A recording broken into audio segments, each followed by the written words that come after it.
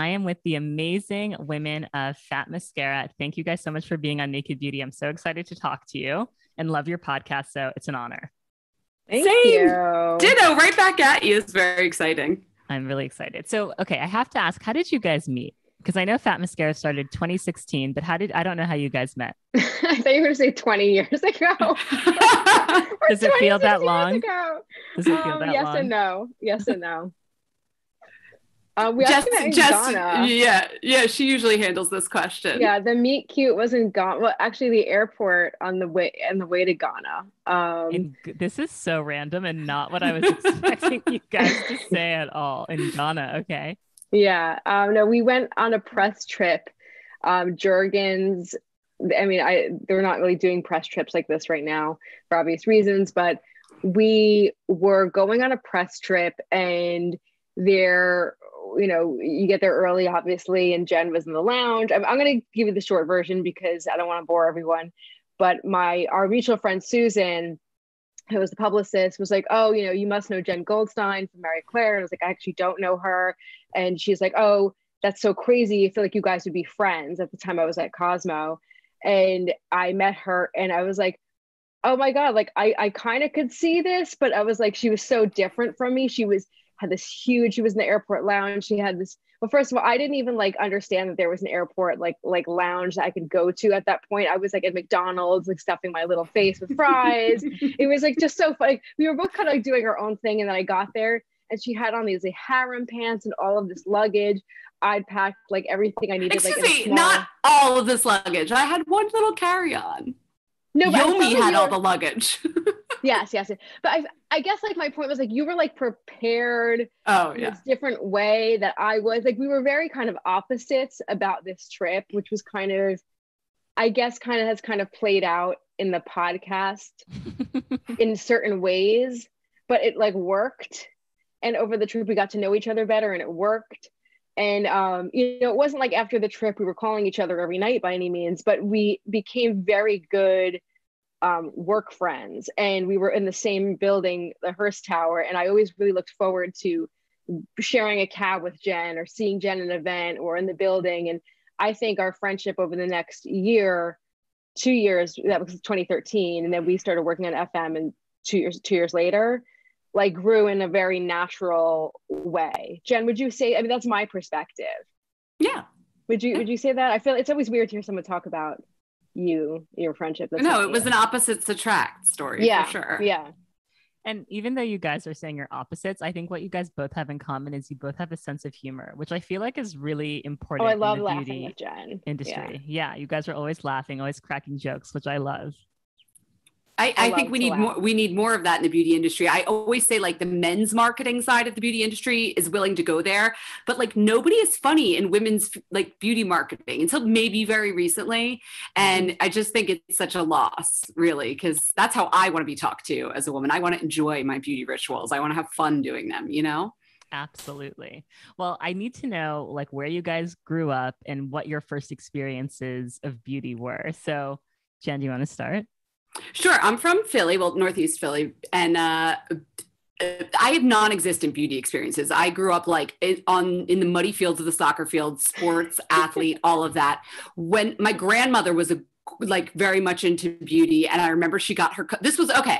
I didn't do it myself, but she got her colors done. I'm putting that in quote marks. Remember, this was like a thing in the 80s, and like she was a summer. And then like the lady came to them. Color Me Beautiful. I think it was like Shackley Cosmetics. Maybe that's the same system. And my mom was there, my aunts, and they all got done. And so I remember I was like the only person in my family who was a winter. Oh, and I just winter too.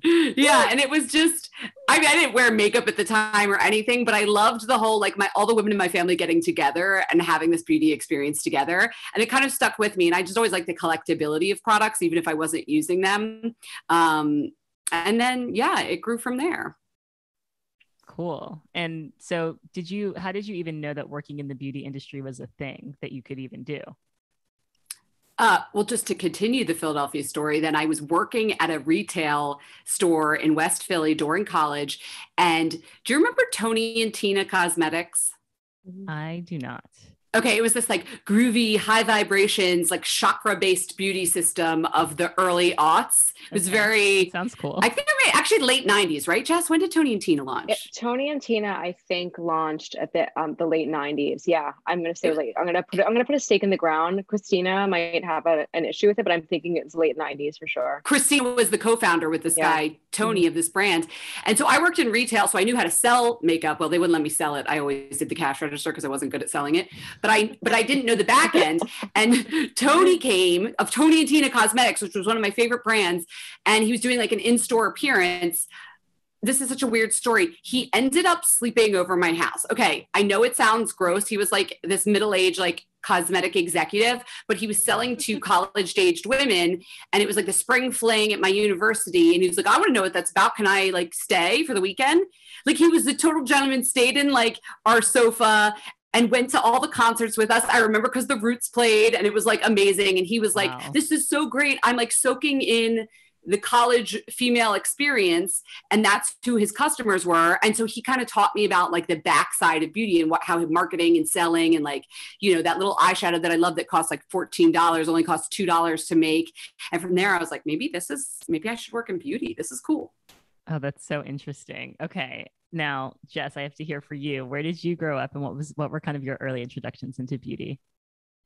I grew up in Marlboro, New Jersey. It's a suburban town in central Jersey. And I was obsessed with beauty, you know, like just like from the get-go. You know, like a lot of little girls, you know, whether it's like the Tinkerbell set, you know, like fake makeup to then my mom would give me all of her like free samples from Estee Lauder and Clinique. And then it was like a rite of passage, you know, the Clinique 3-step system. And then, you know, we talked a little bit about this when you know, were on our show. But if you haven't listened to that, please go listen. But, you know, I was both into fashion and beauty, but something about beauty that really attracted me was that it was far more accessible. And this is before I actually got in the industry. I'm talking about like 13, 14 years old. You know, I couldn't go and buy a Versace skirt or jacket. That was completely out of the question. But there was something about the glamour of that world where I could go to, you know, it's funny, Jen and I are both like name checking these defunct makeup lines, but Versace did have an amazing, incredible, please Google it. Please just Google image it, or it's on eBay. Incredible makeup line. And for, you know, $58, I could buy a compact. And I worked when I was a teenager, and I would go and buy, you know, to spend $200, $300 with like all the money I made on that makeup, whether or not that was a wise decision in like, you know, somebody else's eyes, I didn't care, but I felt like I had entree into that world, or I was that person. And, you know, we could do a whole therapy session of why I wanted to have access to that world. That's not something I want to go into like on the show right now. And there are two of us, and I want to make sure Jen and I have equal airtime here, but I really felt that it was really important to me to feel that way. It was really important for me to feel beautiful and to feel like not excluded from that world. And I was also a lot heavier than, you know, my peers at that point. So I felt like I felt fabulous. And like also MAC at that time was like super revolutionary. So I would like hang out. I would go to master classes at MAC. They had like on the top floor of Nordstrom, I would go to the MAC master class. So that for me, I was obsessed with the world of beauty. And then when I found out that, you know, it was a real job being a beauty editor, I was like, this is what I absolutely want to do. So that's my scoop. That's amazing. So who were your beauty icons growing up? Like, who did you look up to in your youth? Jess, I know you go first. You have a great list. Oh my God, so many. I mean, like I was obsessed with, you know, I had the Kevin Aquan books, like from the art of makeup to Making Faces. So he was very influential to me, but then also like I was super into music. So like, you know, Courtney Love, Tori Amos, people like that. You know, people who express themselves through their, you know, not just their looks, but just kind of like how they carry themselves.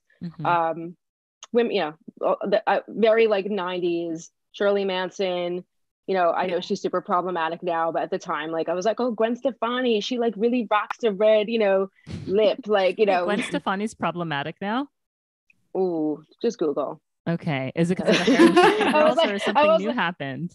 Well, she, with the Bindi, with her later on with the Harajuku girls. Yeah. True.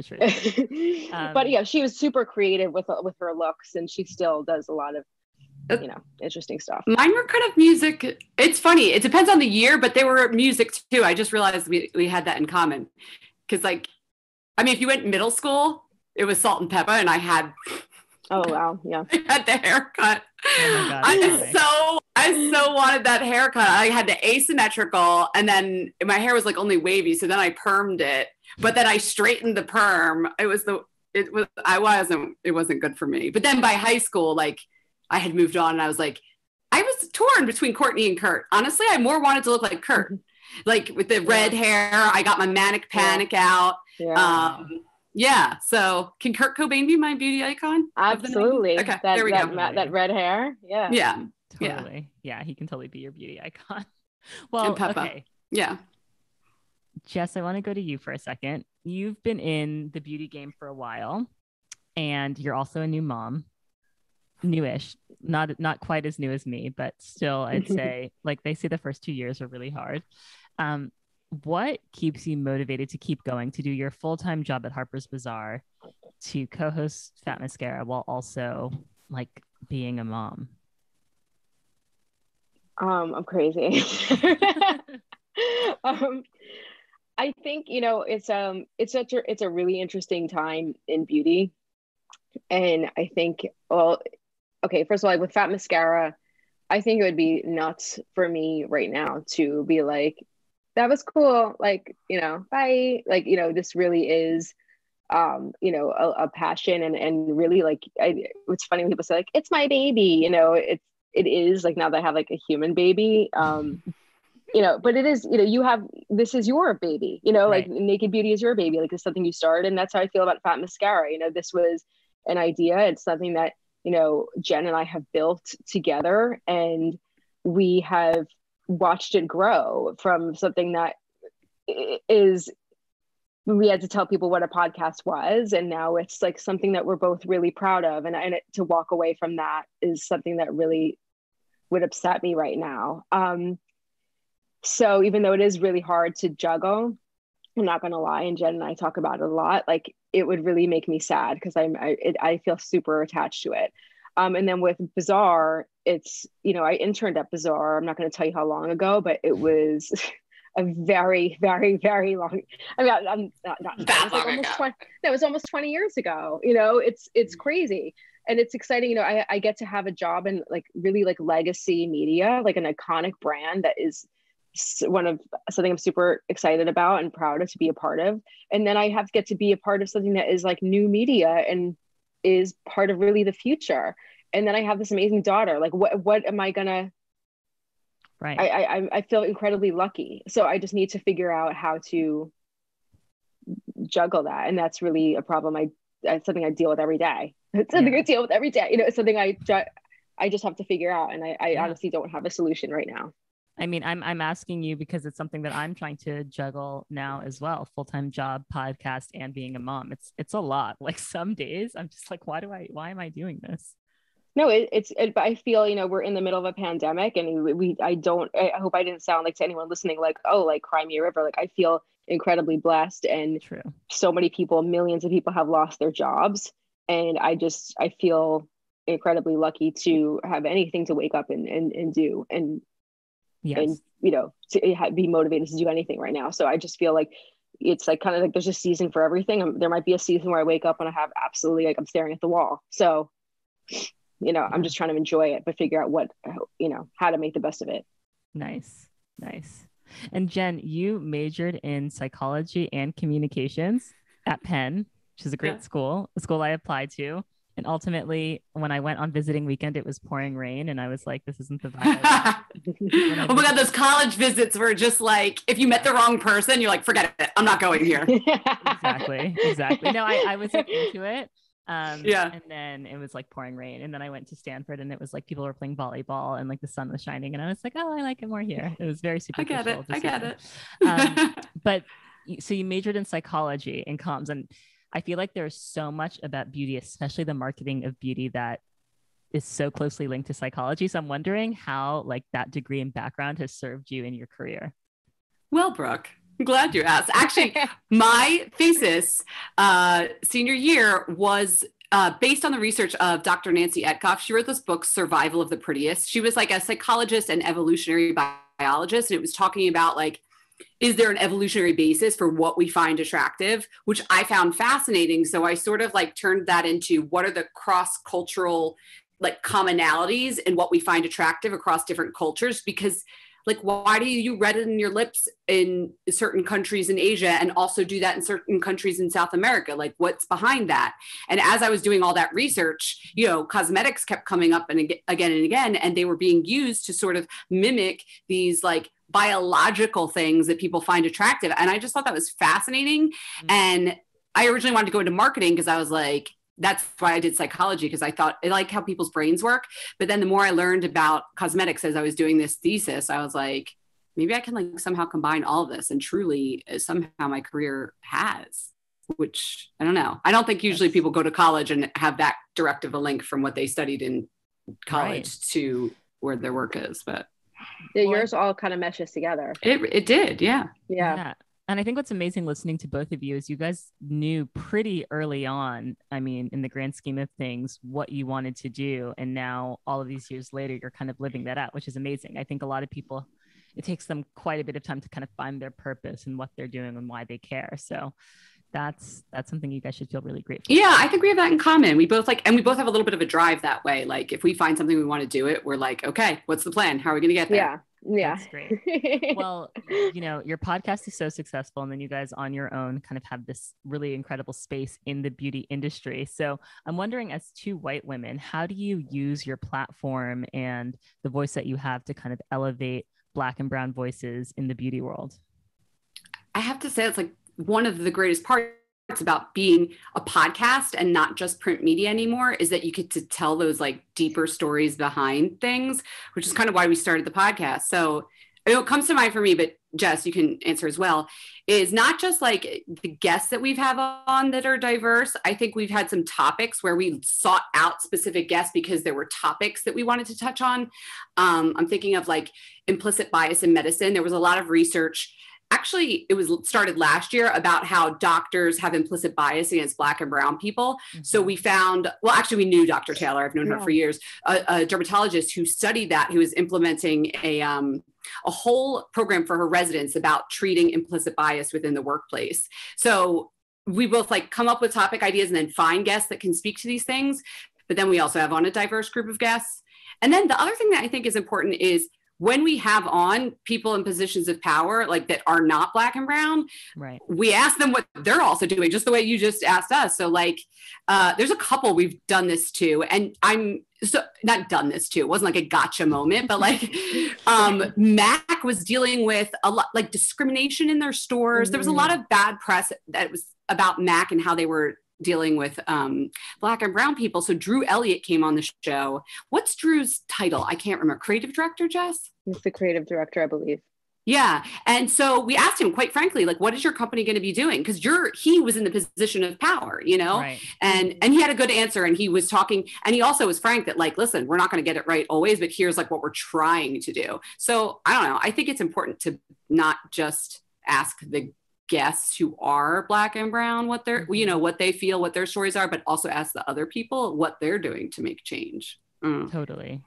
Yeah, I think, you know, and we, you know, to Jen's point, like we started the show really, you know, with the kind of excitement that we were able to have conversations that were more nuanced than what could be, unless edited. You know, we do edit the show, but we aren't like, I don't love what he said there, let's shave off that line. It's really just edited for time, you know, or like the ums and the yas. But we, you know, we want to have these longer, more nuanced conversations that are hard to get in a print page where, you know, there are space limitations, or even online where, yeah, and theoretically there are no space limitations, but, you know, I'm not speaking to any one website, but people want things that are going to play for headlines or SEO or whatever. We just want to put out what we think are thoughtful, interesting conversations.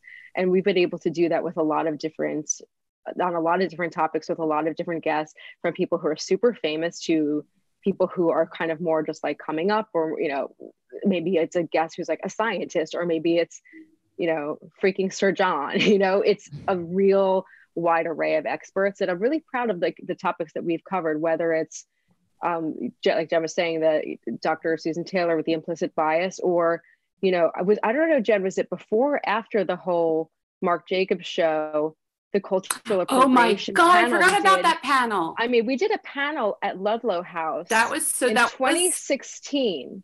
This is Yes. almost 5 years ago. Well, Mark inspired us, let me tell you. I think it was, I really think, because it was hot, it was September. I could get the date for you, but we've been having these conversations. We put together a panel of 4 experts to talk about cultural appropriation.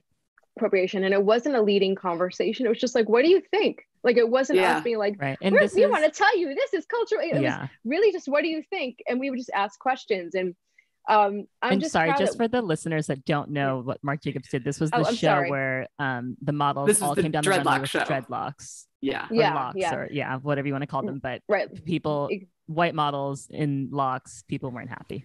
Right. And that, I think, you know, for a lot of people who weren't aware of that conversation, I thought that was kind of a watershed moment for a lot of the broader beauty community, you know, to understand that this is something that like needs to be talked about for some of the beauty community. I remember Ursula was telling us this was before they had ever used a Black photographer, makeup artist, hairstylist for a Vogue cover. And she was giving us like the background of like people she had worked with and how she had been hired to do the hair, even though she was the go-to hairstylist for a client, because that's just not how the magazine worked at the time. Right. And then I wrote an article from that conversation, that just kind of off the cuff conversation for Teen Vogue. At the time, I was the beauty director of Teen Vogue, about her saying that it's really like an insider club, that people just want to, you know, hire their who they worked with before. And it really was just a great like ripple effect of conversation. So I'm proud of the dialogue that we've had on the show, but, you know, obviously Jen and I are always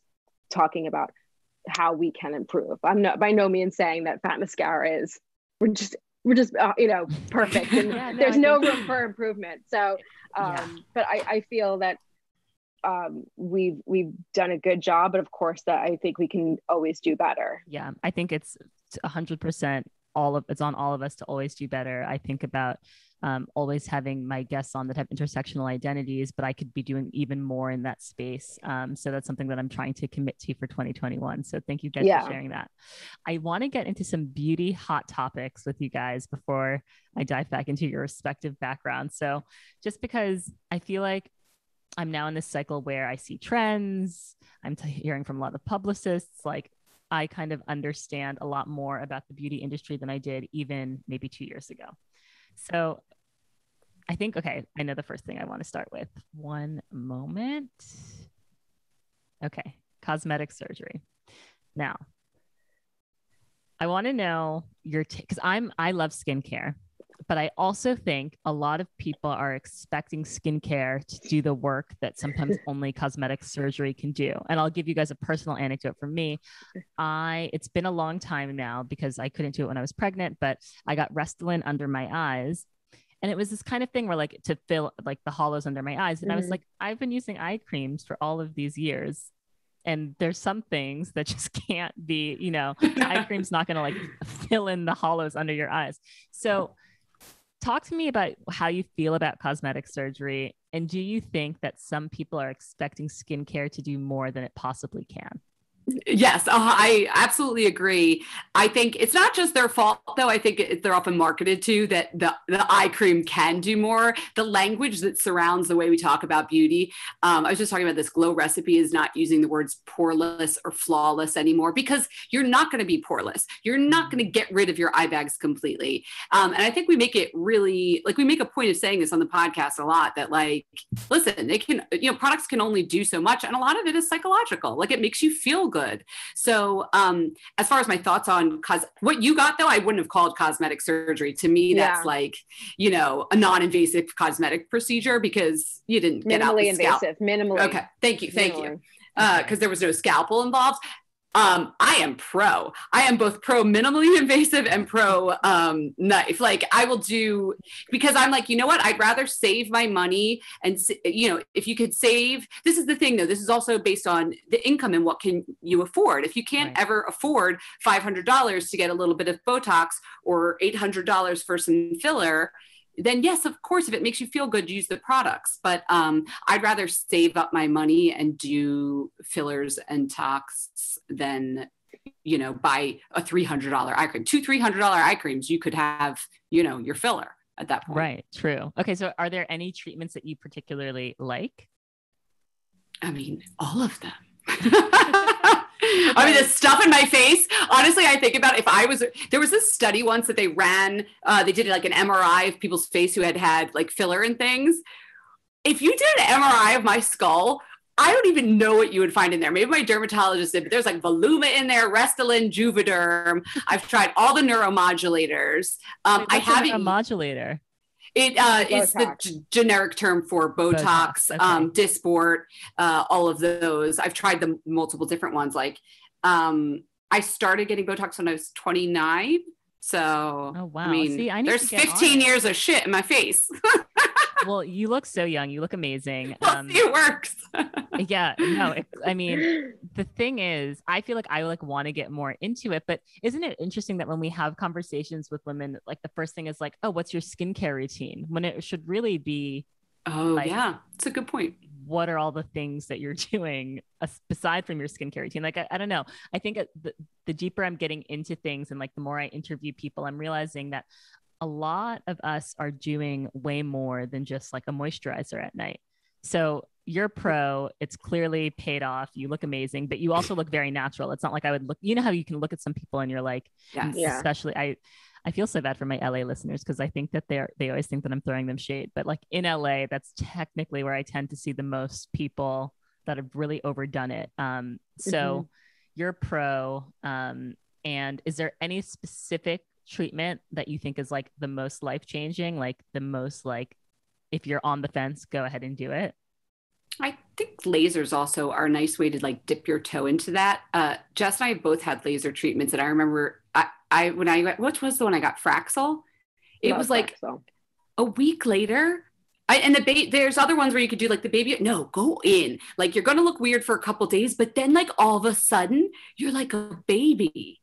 It just boosts collagen, but it resurfaces because all of these structural things with the neuromodulators and the fillers, they can only do so much for the shape of your face. If the quality of the skin that is laid over that foundation isn't good, like then you start to have that weird weathered, waxy kind of look that you're, you know. So well, I forgot exactly what the wording was, but like Dr. Frank always says this thing, like, if you're a cat, it's like a couch. Like I can like only like fix the cushion so much, but like if the cushions, like if the fabric isn't right, like you gotta like make sure the fabric is good. So the Fraxel is like fixing the fabric.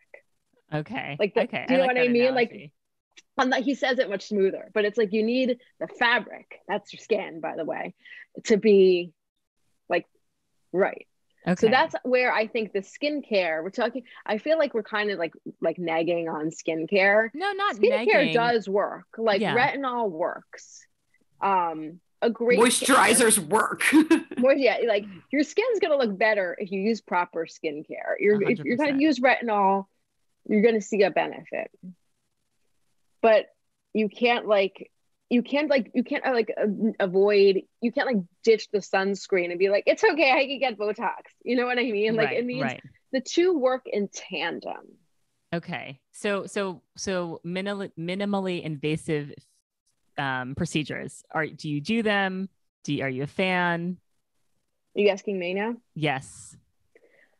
I like to be a little private about what I do. Okay. I love that. But here's where I feel about this. This is where I stand. This is why I take that perspective. I think that women and men don't owe it to anyone to tell, when you ask something like, you know, I think when you start asking people what they do, it's still a medical procedure. The non-invasive is still medical? Mm-hmm. Yeah. So I feel like people are entitled to their privacy. Oh yeah, 100% people are entitled to their privacy. You know what I mean? I hear you. And I also really respect your decision to not like share or disclose, but I also think it's great when people do share. That being said, no, I think it's great too. Like if J-Lo was like, I get this, that, and the other thing, I'd be like, thank you. You know what I mean? Like, I don't like it when people are like outright lying and just being like water and like, you know. Why do so many people in Hollywood, like especially like actresses, lie about getting work done? But it's like they volunteer that they've never done anything and like they clearly have, and it's like awkward. That's the thing. And like Jen and I have talked about this a lot. Like it's not so much when people don't own up to it. It's like the outright like lying. It's like it's like the trickery. Right. It's back to that thing where people say, what's your best like beauty advice? And they say, I drink a lot of water. Like I drink gallons of water. And it's just how many models and celebrities have I interviewed where that you're just like, am I going to ask this question? Because you're going to say that and it doesn't help any of us. Also, I just want to correct the record so that people don't think that like, oh, this woman has a lot of stuff in her face right now. Right now there's nothing in my face, but that's also part of the thing. I don't want people to think like I have experimented in the past, but if I say I get this, that, and the other thing, and they're looking at me and they're thinking, oh, this woman has this, that, and the other thing in her face, and I don't.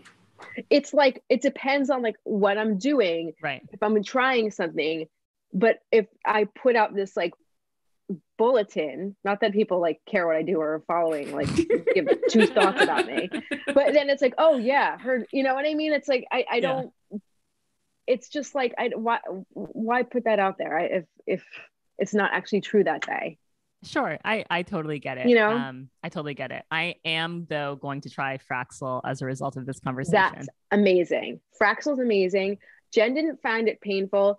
I did not find it painful during the thing because I got lots of numbing during the process, but the day or two after I was like, my skin feels very tight and dry and I didn't feel comfortable.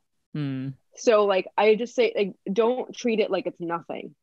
Okay. I'm going to look into it further. Yeah. Just ask questions.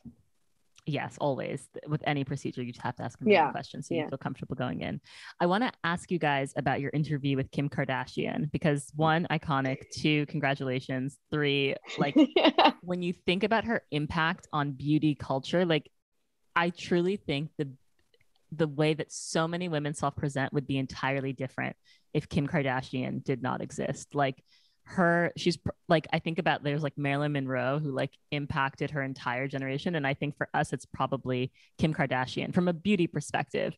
Now, when you guys found out that you were going to interview her, were you only allowed to talk about the like specific KKW launch, or like were you tempted to get into like her just overall impact on beauty? Well, the thing was, we did get the interview because she was doing a launch with her best friend, Allison. Yes. And so we often do this with celebrities. If you do a super wide ranging interview, I find like you can't get deep on any one angle of it. So the thing, when we knew we were getting both of them, we were like, the thing we wanted to talk about was the beauty bonds, like how when two girlfriends are getting ready, how there's like a whole bond and a ritual about beauty. And of course, we only got like an hour with them, if I remember correctly. So while I wanted to, like, of course, I would love to go back and ask her all of those questions, we were really focusing in on that. And it actually made for a nice rapport because she and her friend were talking about how they used to sit in the kitchen sink or like in the bathroom sink together. So, and it's happened with other celebrities where like, oh, wow, if we had more time, we could go into a much wider ranging interview. So you have to like focus in on your questions. So that's, I think, why maybe we didn't ask her that. And also, I don't know, like it's hard when you're the person who is influencing to explain why that is. Right. Like, We've asked a lot of people. Like, I don't know. I just do what I do. Exactly. Like, and even if it was very methodical and she had a whole strategy, I don't think that she would have. It. I think also like with you, we wanted to be sensitive to Allison, like as Jen, was saying, like there's two of them, like the minute it gets chilly towards somebody else, I feel like we lose that kind of warmth towards everyone, Totally. I will say it was really refreshing to hear how normal she was. Like the fact that she has this group chat with all of her friends from high school and they're all still friends and they hang out and they text each other and they're asking each other mom advice. I was like, because, you know, you see her with her famous celebrity friends all the time that you kind of forget that she's just like normal. So I appreciate that you guys brought that side out of her. I'll also Thank say you. a little BTS. She was literally our most easygoing guest we've ever had. She was on like literally a minute early, perfectly set up, had no problem with the tech. It was more than a minute because I was very professional. Yeah. I went to go turn like something off on like my husband's end table because I was like, this isn't set up right. And I like come back and I see her like on her phone, like on the couch. Oh my God. And I was like, oh my God, like Kim Kardashian. Like it was so scary. But she didn't have like a whole team to set it up first for her. Just like it was, she works hard. And you could tell she works hard. And I got a newfound respect for her during that interview. Yeah. Yeah. I mean, you can't knock her hustle. Like you have to respect her and what she's built. It's just so you can't take it away from her. And I've just recently purchased Skims, which I said I was never going to do. I am tempted sometimes. How are they? They're great. Here to report that they're fantastic. So, I want to talk to you guys about something that I talk about a lot, which is natural skincare. And you guys know I love a DIY moment, but I've noticed that lately natural skincare is being villainized hardcore. People are like anti-DIY. Have you guys seen this? And what do you think it's about? Anti-DIY. I think there is a lot of people have been playing like kitchen chemist. Not talking about you, Brooke. Not talking about you. No, I mean, but I have been there and trying to figure it out. And I mean, I use like recipe books and stuff, but still, yeah, I would say kitchen chemist. I've been there. But I think like there's been a lot of skepticism against like big beauty and people who, you know, and like synthetics and, you know, people saying like natural is better. And I think a lot gets lost when we just make big sweeping statements, even if it's about like chemicals or about like big brands or anything.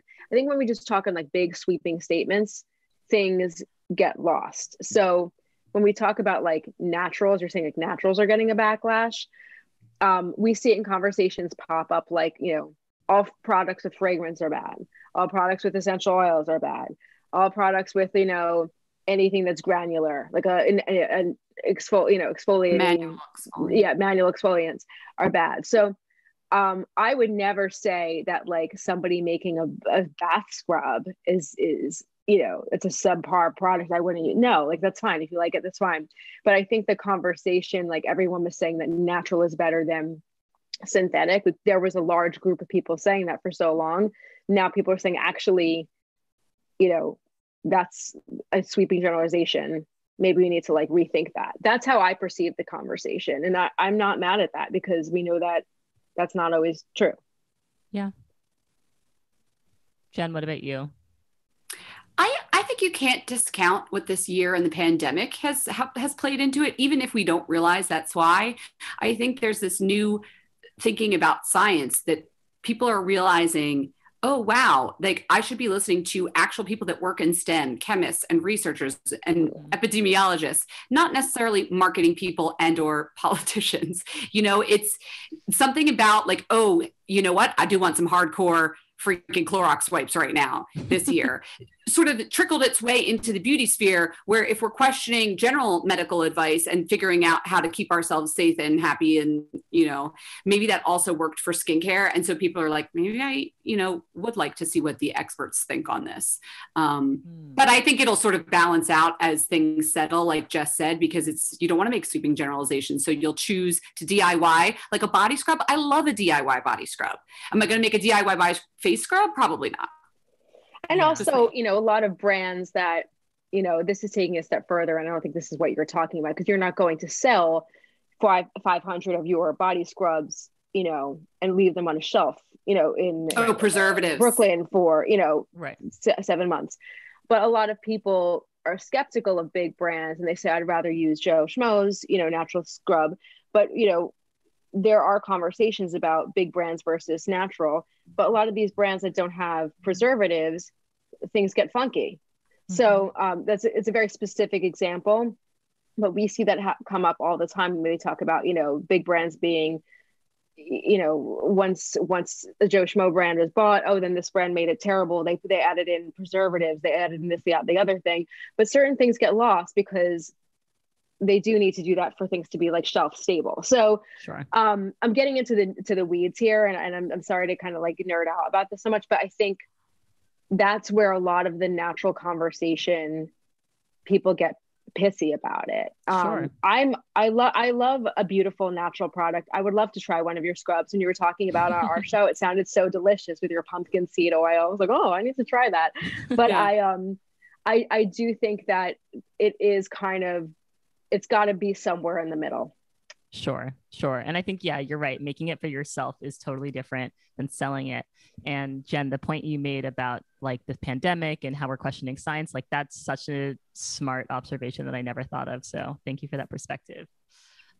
Sustainability. We see the trends in sustainability change all the time. So remember when everyone was obsessed with sheet masks and it was like, what's your favorite sheet mask? And what are the best hydrating sheet masks? And, you know, you go down to like, you know, Chinatown and buy these sheet masks. Like people were obsessed with sheet masks. This was like maybe 2018. And now it's like a dirty word. It's like, oh my gosh, if you're using a sheet mask, what are you doing? You're like not sustainable at all. What do you think is like the next wave of sustainability? Like, what do you think is kind of the next thing that's going to happen to the beauty industry where people will change the way they purchase something or the way that they think about certain brands? I want to say solid shampoos and conditioners because I'm doing this ongoing experiment. Jess doesn't even know about this yet, but it's for our podcast. Like I have ordered every solid shampoo and there's solid conditioners now. And those are for people that don't know, they look like a bar of soap. So you don't have to have the packaging. So clearly more sustainable.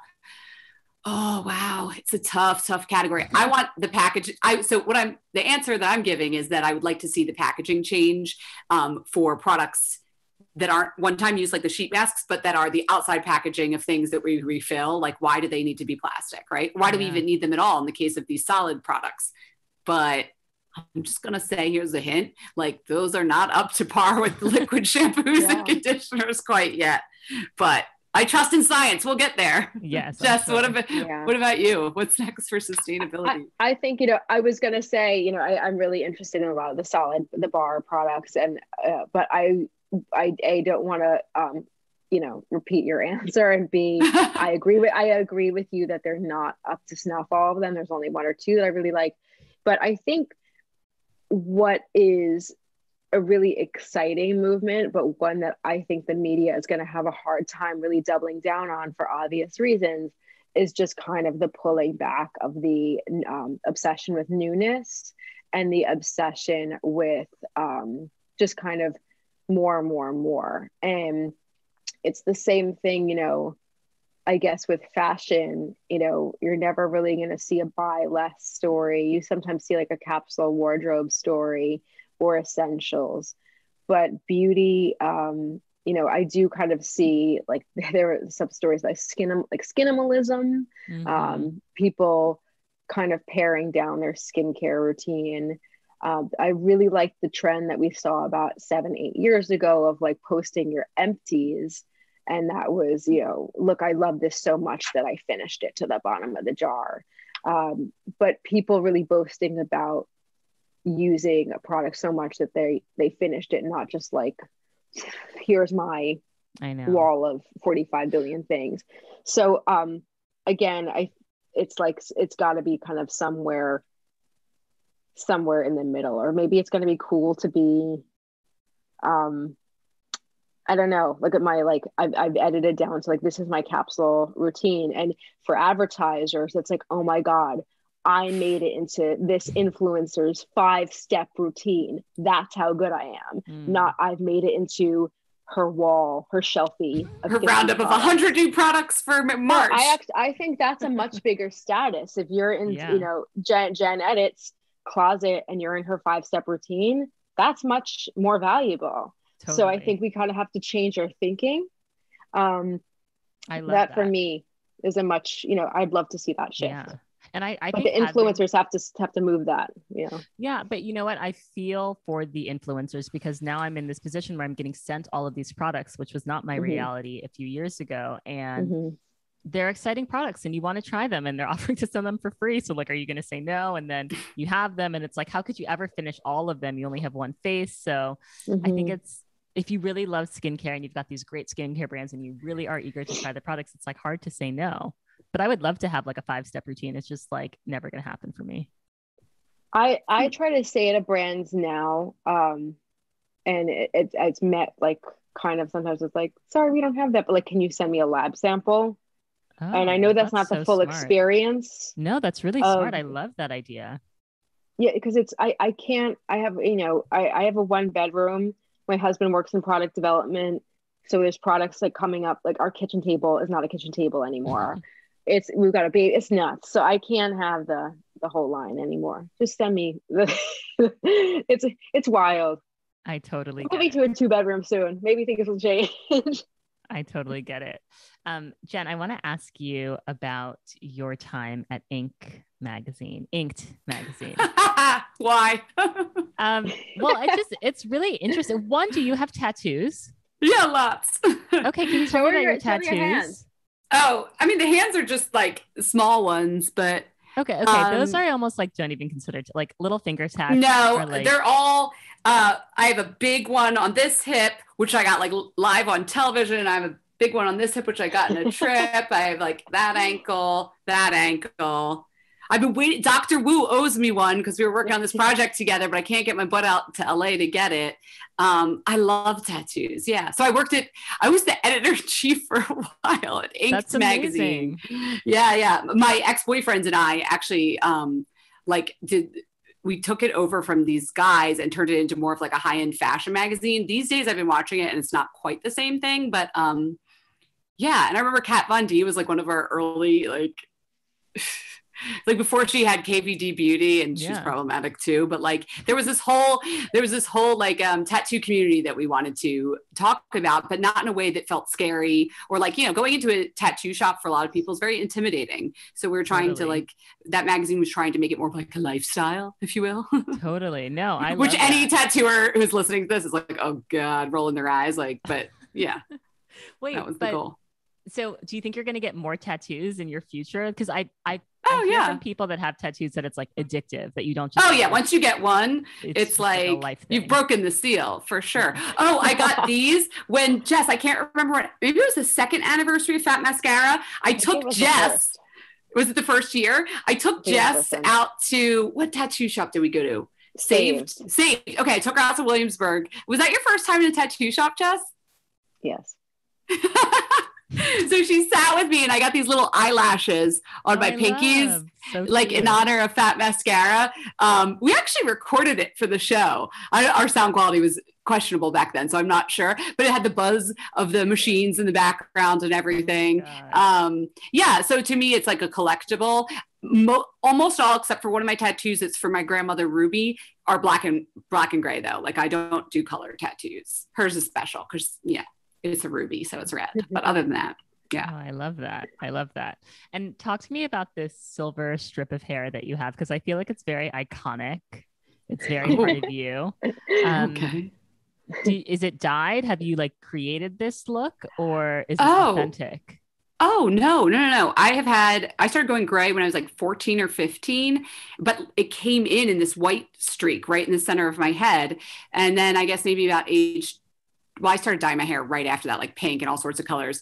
And then once I got into my 20s and 30s, I was dyeing it brunette. And finally, I was having to dye it so frequently because I have so much gray now that I think I was like 33, maybe 34.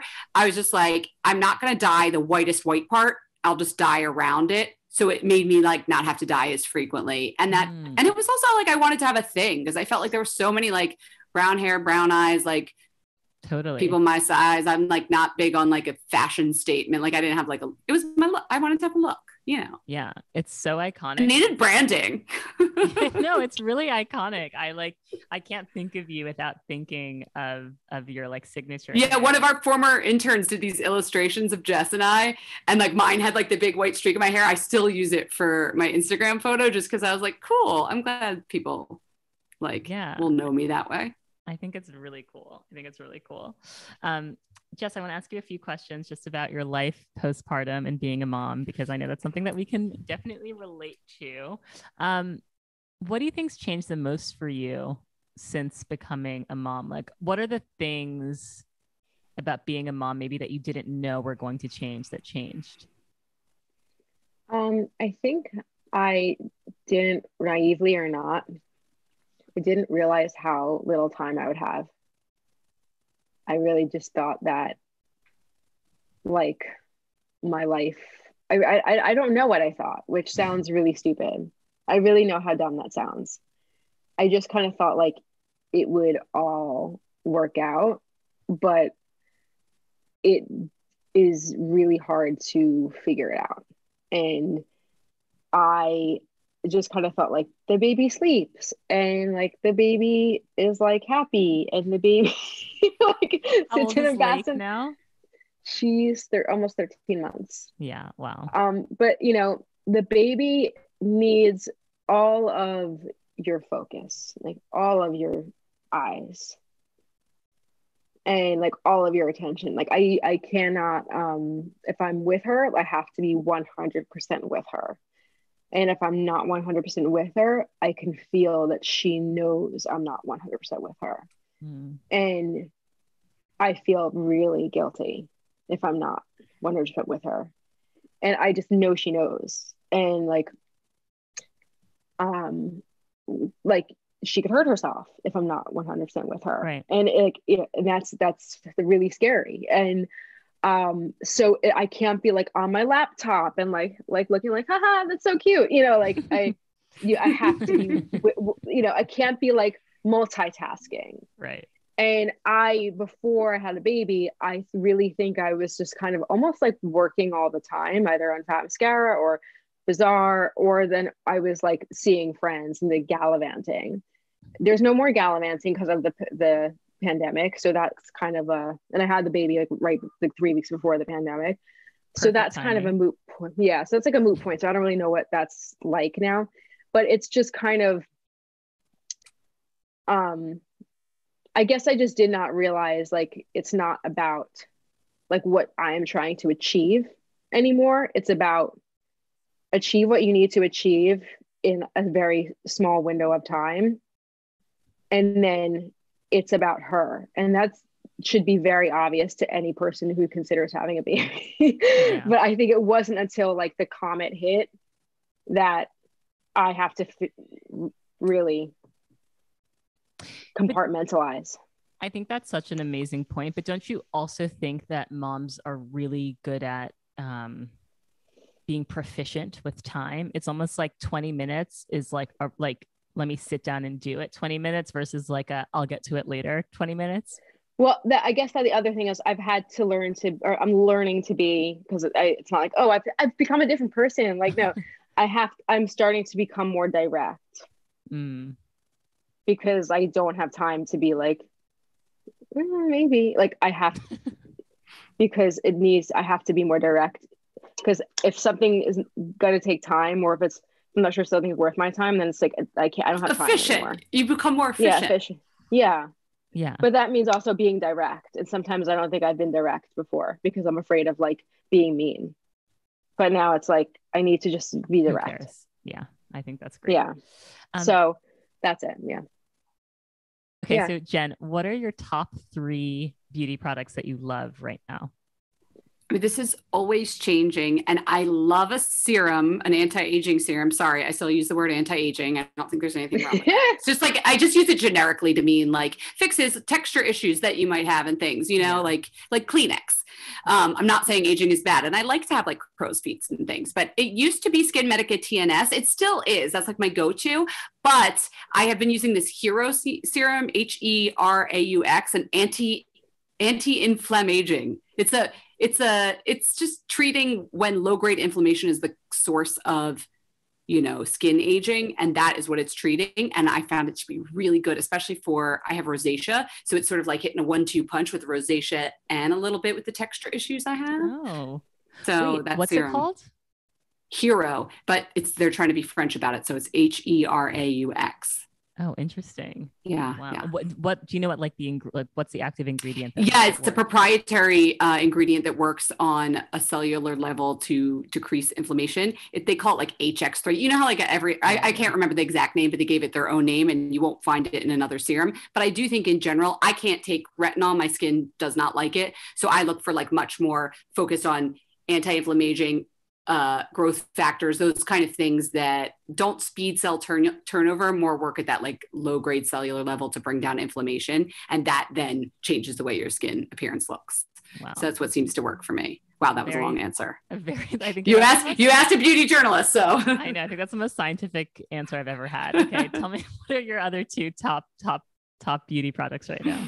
I also really like Selena Gomez's blush. Oh my gosh, Rare Beauty. It's so good. What the hell? So I often I'm cynical about all of these celebrity beauty lines because some of them I'm just like, but Rare Beauty is really good. The products are really, really good. And that liquid blush, you can also put it on your lips. And it's like, it just sinks right in. It looks so good. And I've had this one tube for like 4 months and I use it every day and there's still product in there. So well done, Selena. Yeah, that launch, I was like giving it such a side eye, like rolling my eyes. Same. And then I tried it and I was like, wow, this is really good. It's good. It's good. Yeah. And then like I can't live without a lash curler. So the one right now is Surratt Beauty. Okay. But I just think even if I don't do mascara, if I just do lash curler, I still just look more awake. That would be my bare minimum. If I did nothing else, I'd curl my lashes.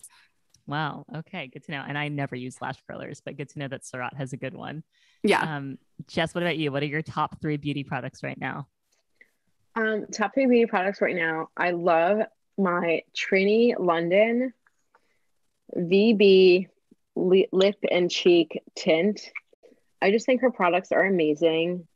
Perfect amount of tint. It doesn't have any shine, but it's not matte. And I just pop it on, and then I can even like put a little bit on my cheeks. I love that. And just do that before a meeting. Nice and creamy. Do you ever put it on your eyelids? No, because it's like orange and my eyelids turn everything orange anyway, which is a weird thing that they do. They like oxidize everything. Speaking of lids though, I have a favorite eyeshadow that I'm absolutely nuts over. I put it in Bazaar for I think February. Yeah, I think pretty sure it's February. Decorte. It's very expensive, but if you just buy one shade that you love, it's a real treat. It's a brand called Decorte, Decorte. It's a Japanese brand. It is like creamy, but like bouncy, you know, like almost like that mousse texture. You will dent it. You're not going to like dip into it. It will like dent it. You like almost like push it, like it'll like mochi. It's like a mochi texture. Yes. And it's just absolutely glorious. The shimmery shades are the best ones. So that's my number 2. And my number 3, I'm actually going to go with an eye cream. It's weird that we're talking about eye creams. This eye cream is not going to like puff your, you know, it's not going to get rid of like big, you know, depressions under your eyes, but it's really going to give you gleam and glow. The Laura Mercier tinted, illuminating eye cream. It's thick and delicious, and it really gives you a gleam that's going to distract from any dark circles. And it also makes an amazing base for eye makeup. This is not a new product. It's an old product, but I was unaware of it until recently. Wow. I love all of those tips. Love it. Okay. Yeah. Great. You've like sold me on all 3 of those. I have to try. Those are really great for early, like a morning face, boom, boom, boom. And you don't need brushes for any of them. Yes. I don't know how people do those like multicolor palette eyeshadow looks with like I just can't do it. I need like, no, I use like liquid eye, like I can't do it. Okay. I'm curious if you guys even have beauty mistakes because you've been in the game for so long, but if you can recall a beauty mistake that you've made, and maybe even like recently, because I feel like everyone made beauty mistakes in high school, but like, is there a beauty mistake that you've made within the last, let's say like 5-ish years that you've learned from? Oh my God. Yeah. I thought you were like 5 weeks. So like, yeah, I was like, well, just 1 week. Like the nature of our jobs, like we're not just doing this as a hobby. Like our jobs are to try products and do different things. So you don't have to make the mistake, right? Yeah. I am such a bull in a china shop about everything in life, including testing products. You would have thought by now I would have learned this. My beauty mistake is patch test. Like, hello. They even say it on most of the products, like try first if you haven't tried before. I have never done a patch test for anything in my life to my detriment. So I was just trying, it was like a cold cream cleanser. So I thought like, oh my God, this is going to be soothing. It was for freaking sensitive skin. So I put it on and I was ready to like tissue off and rinse. My skin was like as if I had gotten burned with hot oil, like red and puffy and inflamed. You could see exactly where I wiped it onto my skin because it was like the finger marks was like how obvious. If I had taken a moment to like, probably even on my arm, I could have gotten that reaction and known not to put it on my face. But I would say like, yeah, my beauty mistake is not doing a little bit of a test for dip your toe in, Jen. Don't just jump all the way in. I know. Oh my God, that's such a good one because I get so excited and I don't. Yeah, same. Test. Yeah. I'm not great with liner. And it was really funny, like, you know, what's his face? Only like one of the biggest makeup artists ever. Mario, like Mario D, Makeup by Mario. When he came on the show, I did my makeup special for him. And then at the end of the show, he was like, you know, I just love how like real girls do their makeup. You know, he's like, I find that really inspiring. He was like you, like how like your liner is all like, and he like made some gesture like as if like everything was like messed up. Oh my God. And I was like, what? He's like, yeah. So I, you know, I just know I'm not great at it. But I think this summer, you know, when we all were doing our own color, you know, before like the salon or the spring before the salons opened up. I mean, I know some people are do their own color all the time, and that's great, but I should not be allowed to. So I got some off Amazon. I'm not going to say the brand, and I don't think I left it on too long. But I noticed that there was a pink, like bright, hot Cheeto, weird pink like color in the sun. And I sent a photo to one of my colorists. I go like between like two different people and I was like, what's going on? And she was like, that is a hot root.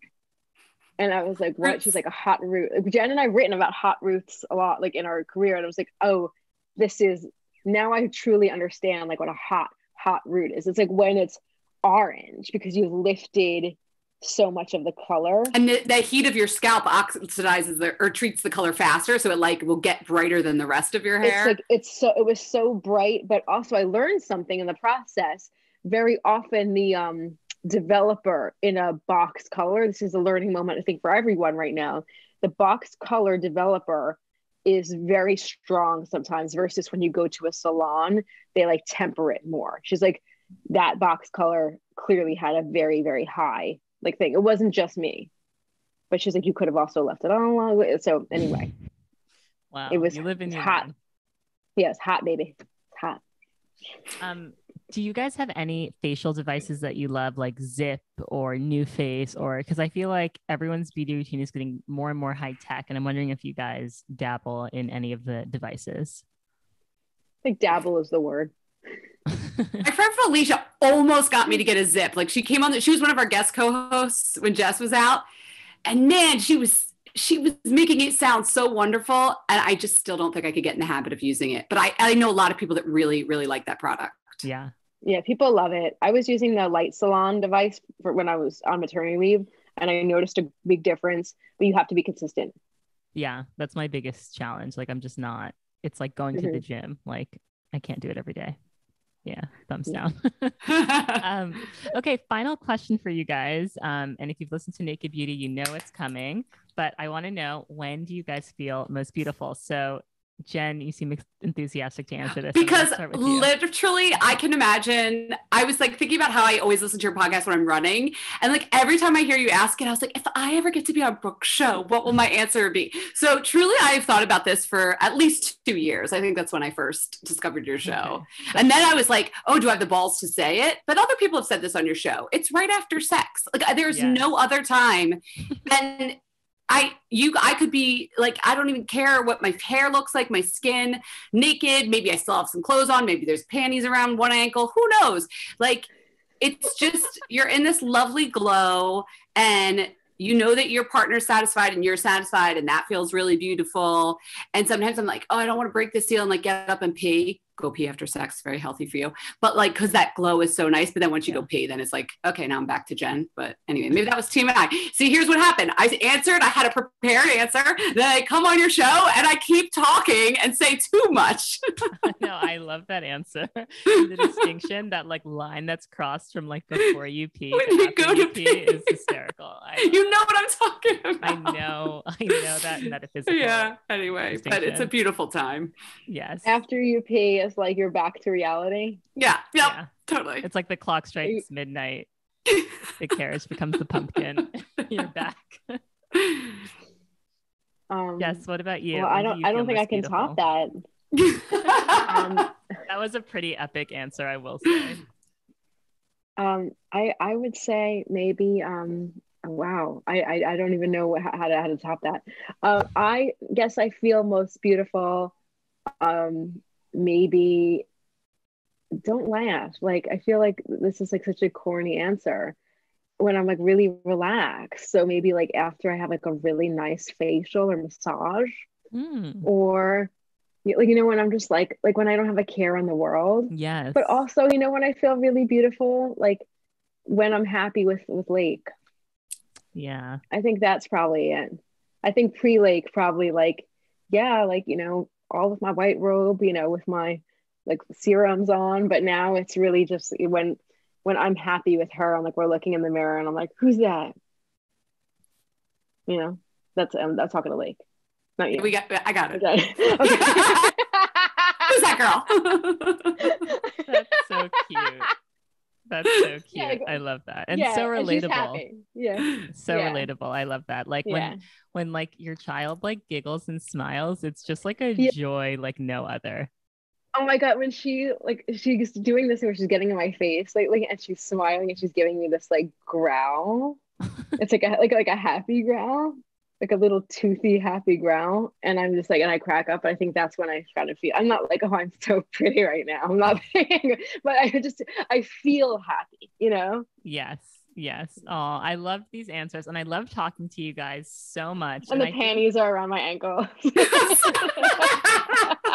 I know we have like two very opposite ends of the spectrum. You know what? We went full circle with this interview because we started out telling you how like. We weren't a lot alike and opposites attract.